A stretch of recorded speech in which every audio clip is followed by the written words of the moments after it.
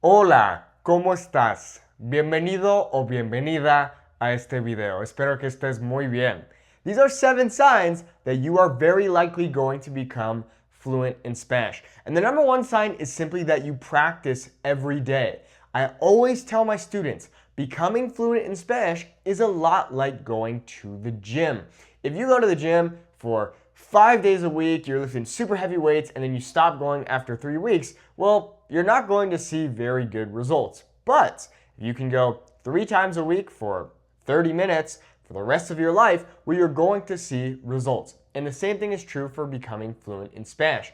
If you just show up every day, you are way more likely to succeed over the person who has the perfect routine, but even though their routine is perfect, they don't really do it, they don't show up that much, they get overwhelmed, confused, and they give up. So keep it simple and just show up every day. If this means for you just doing Duolingo for 2 minutes each day, that's fine. As long as you show up every single day. That is the most important thing.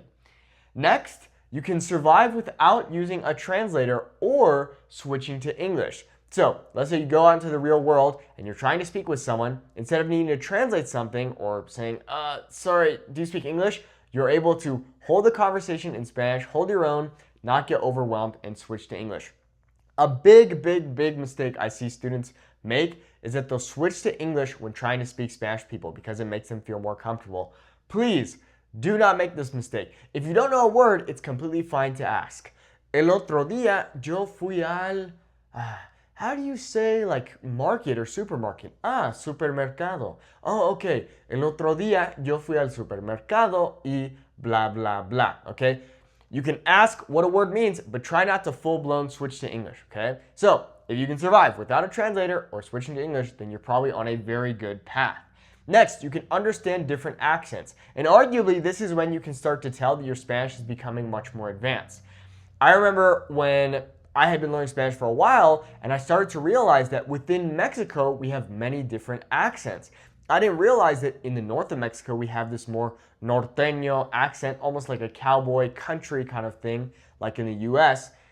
¿Cómo estás, compadre? Fierro, viejo, a huevo. Like it's more, sing-song kind of accent. Whereas maybe in the South, it has a stronger kind of like a mixing with indigenous languages like Zapoteco or Maya or Nahuatl, for example. Or in Mexico City, many people say it's kind of the fresa accent. Ay, amigo, ¿es en serio? No me digas. Okay? All right, but once you can start to understand different accents, not only between different countries, but within one country, then it's a very good sign that your Spanish is at a good level. Next is you make mistakes, but you don't freeze. Kind of like what I was talking about here, right? If you're having a conversation with someone and maybe you make a mistake or you stumble over your words, instead of freezing up and you're like, sorry, I don't know, and then you just switch to English, you can make a mistake, be like, oh yeah, I definitely made a mistake. Keep going, finish the conversation, then afterwards reflect on that and be like, okay, I made this mistake and whatever. Okay, it is what it is. Recently, I was speaking with one of my students, and he was telling me that he was at his hotel and he was trying to say the word towel. And instead of saying toalla, he was saying toilet, right? And then the person was like, oh, you mean toalla? He's like, oh, yeah, of course, toalla.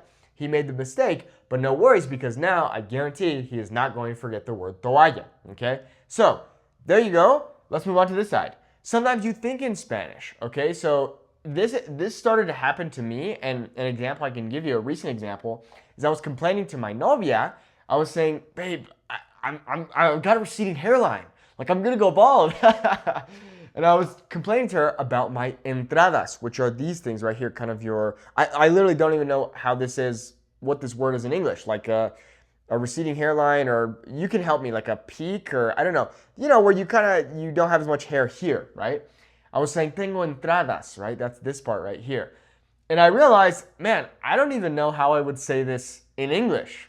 So if this starts to happen to you, then it's a very good sign that you will become fluent in Spanish. Next is that you recognize words in the wild. So when you go to a restaurant and you go to wash your hands, maybe you'll see those signs that say, employees must wash their hands, or you might see something like, hay que lavarse las manos, or whatever. And you're like, okay, yeah, cool. I understand that. I recognize that verb, lavarse, or what have you. Or if you're on vacation in Spain or Mexico and you see a sign that says, estacionamiento, for example. I don't know. You can just be like, yep, okay, that means parking. This means apartment. That means for sale, so on and so forth. And finally, you can explain things in multiple ways. A very important thing that you need to do if you want to become fluent in Spanish is to learn how to explain things in multiple ways, how to kind of MacGyver yourself out of certain situations, because it's possible that you don't have some vocabulary that you need in order to fully explain yourself. But you can find a workaround and be like, okay, I don't know how to say this, but I'm going to say it like this, and I'm pretty sure they'll understand what I'm trying to say. So if you can do that, then it's a very good sign that you are on your way to becoming fluent in Spanish. Bueno, muchas gracias por ver este video. Espero que hayas aprendido algo nuevo. If there's one thing that you can take away from this video, please let it be that the most important thing that you need to do is to practice every single day. If there's one piece of advice I could give to you, just show up every day and learn a little bit of Spanish no matter what. Okay, so whether that's Duolingo or listening to a song in Spanish, please just show up every day, because if you get into that habit and you keep going, you will become fluent in Spanish, okay? The only reason you would not become fluent in Spanish is if you quit and you give up and you don't show up, okay? So make sure to practice every day.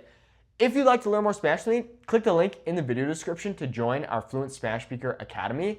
Our goal is to help you have a 10-minute conversation in Spanish in 90 days without feeling unconfident. So check it out by clicking the link in the video description. Muchas gracias y que tengas buen día. Hasta luego.